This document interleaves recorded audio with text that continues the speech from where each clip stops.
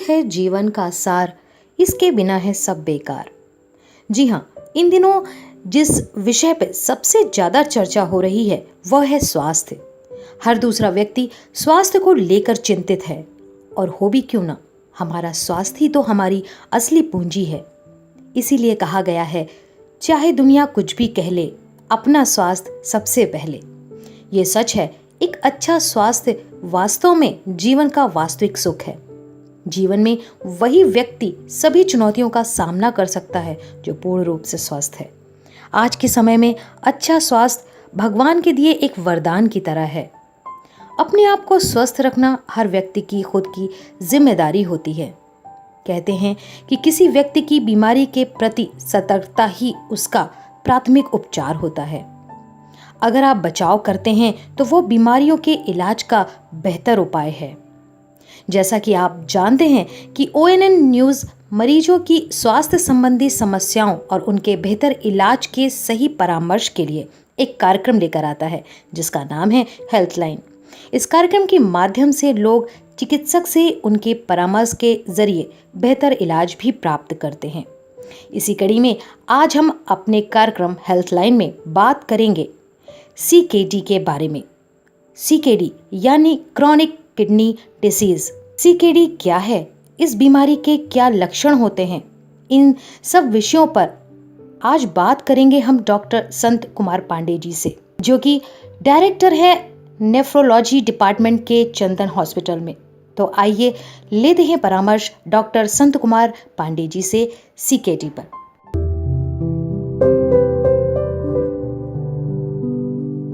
नमस्कार, आप देख रहे हैं ONN न्यूज़ का खास कार्यक्रम हेल्थलाइन और मैं हूं आपके साथ अमन प्रधान।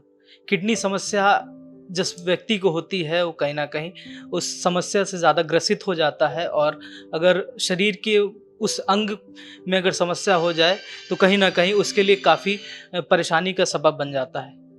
CKD आज हमारा टॉपिक है। हमारे जो एक्सपर्ट हैं चंदन हॉस्पिटल के किडनी विशेषज्ञ हैं डॉक्टर संत कुमार पांडे, उनसे भी हम जानेंगे कि CKD क्या होता है और किस तरीके से जो रोग होते हैं उनको सर पहचानते हैं। सर, पहले तो ONN न्यूज़ में बहुत बहुत स्वागत है आपका। धन्यवाद। सर, पहले तो हम आपसे यही जानना चाहेंगे कि CKD क्या होता है, क्रोनिक जो डिजीज है किस तरीके से पहचानी जा सकती है। हाँ, जैसे नाम ही इसका है क्रोनिक किडनी डिजीज, इसका मतलब है कि ये है गुर्दे की वह बीमारी है जो कि मनुष्य के शरीर में 3 महीने से ज़्यादा समय तक रहे, तभी हम उसको क्रोनिक किडनी डिजीज कहते हैं। क्रोनिक किडनी डिजीज आजकल बहुत ही कॉमन बीमारी हो गई है। जो नया स्टैटिस्टिक्स बता रहे हैं उसमें ये कहते हैं कि 10 आदमियों में से लगभग हर एक आदमी को किसी न किसी प्रकार की गुर्दे संबंधी बीमारी है, चाहे उसमें प्रोटीन आ रहा हो, यूरिन में ब्लड आ रहा हो या क्रेटिनिन बढ़ा हो। तो क्रोनिक किडनी डिजीज एक बहुत बड़ा ग्रुप है जिसमें समस्त किडनी संबंधित बीमारी जो कि 3 महीने से ज्यादा समय तक रहती है उसको हम लोग रखते हैं। सर, अगर CKD के लक्षणों की बात की जाए तो क्या कुछ लक्षण प्रमुख होते हैं? CKD जैसा बीमारी हमने बताया कि ये बहुत अपने में बहुत बड़ा टर्म है, तो इसके जो मरीज हर तरह के आते हैं। एक तो ये किसी भी उम्र के व्यक्तियों में ये हो सकती है, छोटे से बच्चे से लेकर के एल्डरली जो वृद्धावस्था वाले मरीज हैं उनमें भी हो सकती है। लक्षण इसके कई मरीज हमारे पास ऐसे आते हैं जिनको कोई लक्षण नहीं होता है, जब हम टेस्ट कराते हैं तो हमें बीमारी का पता चलता है। एक्सीडेंटली उनको पता चलता है कि वो गुर्दे की संबंधित बीमारी से ग्रसित हैं। और कुछ मरीज हमारे पास आते हैं जिनमें भूख न लगना, खून की कमी होना, चलने पे सांस फूलना, हाथ पैर शरीर में सूजन का आना, पेशाब की मात्रा कम होना, पेशाब में झाग का आना या लाल रंग का पेशाब आना, ये समस्त लक्षणों से ग्रसित होकर के आते हैं। मैं यहाँ एक बात बताना चाहता हूँ कि जो गुर्दे संबंधित मरीजों में जब लक्षण प्रारंभ होता है तो माना यह जाता है कि उसकी बीमारी उस समय एडवांस स्थिति में पहुंच चुकी है, तो हमें पहले ही लक्षण आने से पहले ही जांच करा के इस बीमारी का पता कर लेना चाहिए। सर, आपने जांच की बात की, तो क्या कुछ प्रमुख जांचें होती हैं इस बीमारी को पहचानने के लिए? जैसे मैंने बताया कि किडनी के मरीजों में आमतौर पे ब्लड प्रेशर बढ़ा रहता है, खून की कमी रहती है, और एक हम लोग बहुत सस्ता जो टेस्ट कराते हैं किडनी फंक्शन टेस्ट बोलते हैं, जिसमें यूरिया ब्लड से टेस्ट किया जाता है, यूरिया क्रेटिनिन। एक यूरिन का टेस्ट होता है रूटीन माइक्रोस्कोपी, जिसमें हम लोग यूरिन में प्रोटीन का लॉस तो नहीं हो रहा है, आरबीसी तो ब्लड तो नहीं जा रहा है। ये 2 प्रमुख और एक तीसरा है EGFR कहते हैं हम लोग, एस्टिमेटेड GFR कहते हैं, या एस्टिमेटेड ग्लोमेरुलर फिल्ट्रेशन रेट। ये 3 टेस्ट हैं, that is number 1 EGFR, number 2 is urine routine microscopy और number 3 is kidney function test. अगर ये 3 सामान्य टेस्ट हम कराएं तो हम मरीजों में गुर्दे संबंधित बीमारी है या नहीं है इसका पता लगा सकते हैं। कारण की, सीकेडी के कारणों की, तो क्या कुछ प्रमुख कारण होते हैं कि उनको इस बीमारी हो सकती है? जैसे मैंने बताया, गुर्दा संबंधित बीमारी आजकल कॉमन है। जो most common cause kidney disease का इंडिया में है वो नंबर 1 पर आता है डायबिटीज मेलाइटस या मधुमेह बीमारी। तो शुगर के मरीजों को विशेष तौर पे सतर्क रहने की जरूरत है कि 20 से 30% मरीज जो शुगर के रहते हैं, अगर उन्होंने प्रॉपर ट्रीटमेंट नहीं लिया तो उनको गुर्दे संबंधित बीमारी लगने का कारण रहता है।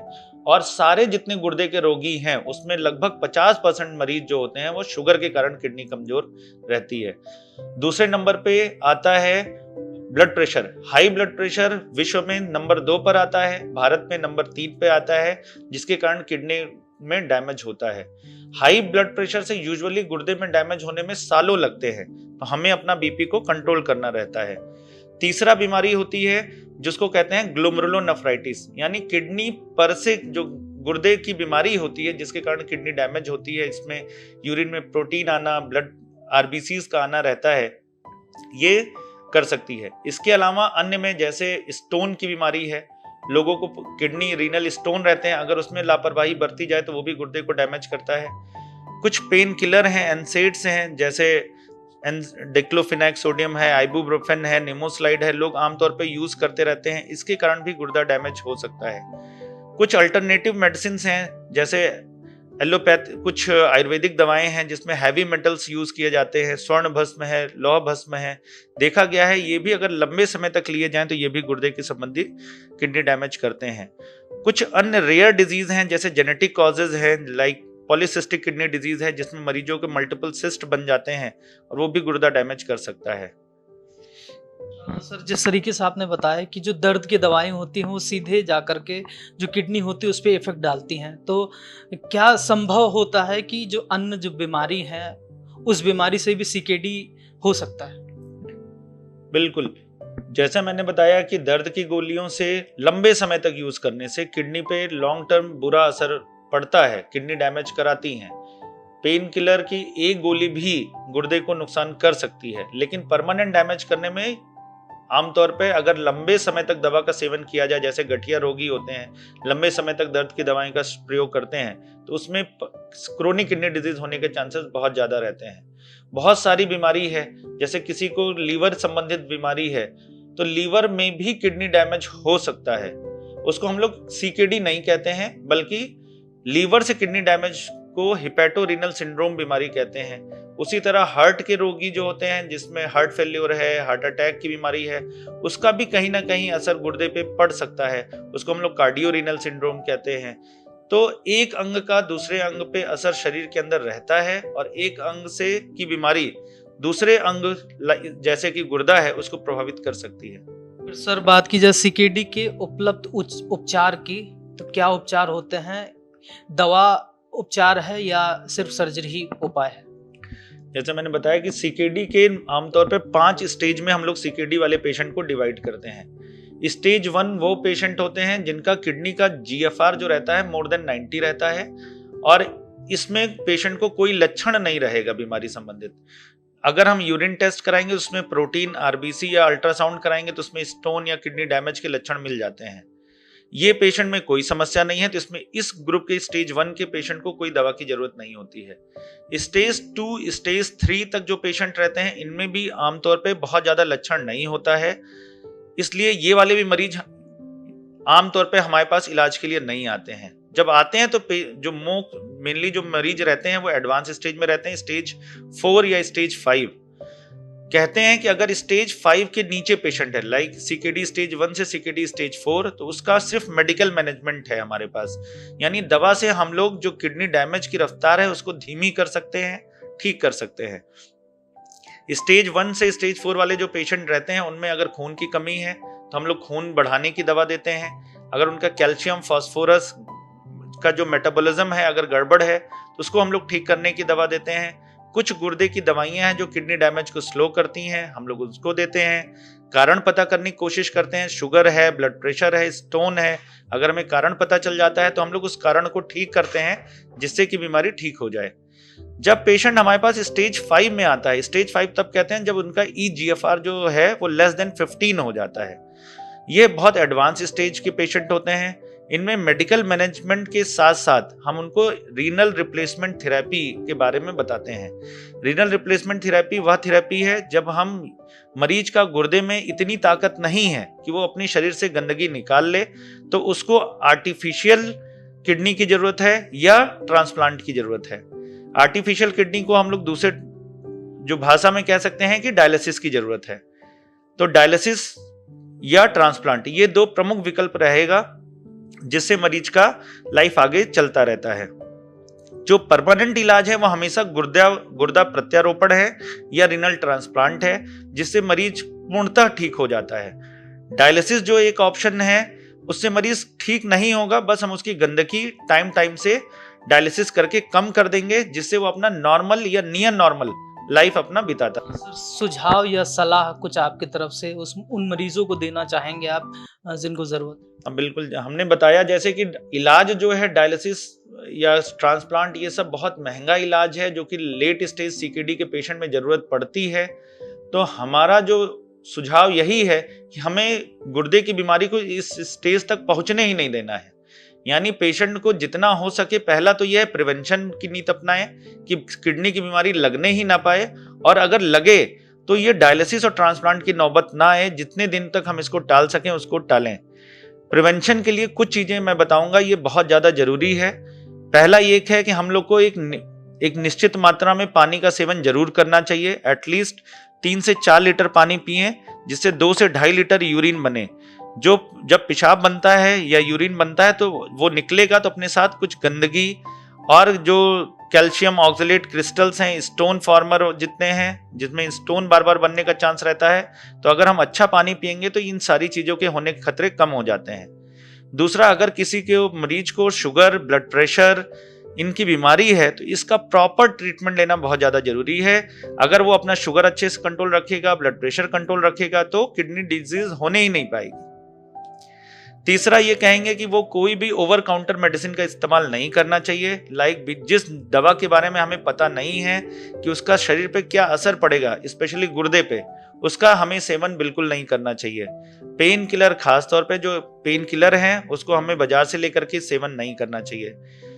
चौथा ये हम लोग को ध्यान रखना चाहिए, अगर हमें कहीं भी यूरिन में इन्फेक्शन है, लाइक फीवर आ रहा है, पेशाब में जलन है, तो उसका तुरंत डॉक्टर के पास जाकर के सलाह कराना चाहिए, जिससे ये बीमारी हमें आगे किडनी को डैमेज ना कर सके।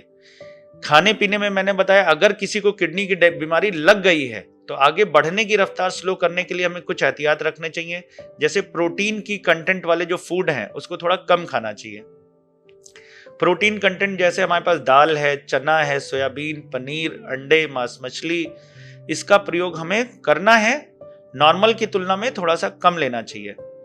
अगर ब्लड प्रेशर है तो हमें नमक का सेवन कम करना चाहिए। शुगर है तो हमें मीठा कम खाना है। पानी का सेवन ज्यादा करना है। साथ साथ में कुछ किडनी के मरीजों में हमें लगता है कि जिनका पोटेशियम बढ़ने का चांसेस ज्यादा रहता है, स्पेशली वो मरीज जो कि डायलिसिस पर हैं, उनको हमेशा हाई पोटेशियम वाले फूड कम खाने चाहिए। जैसे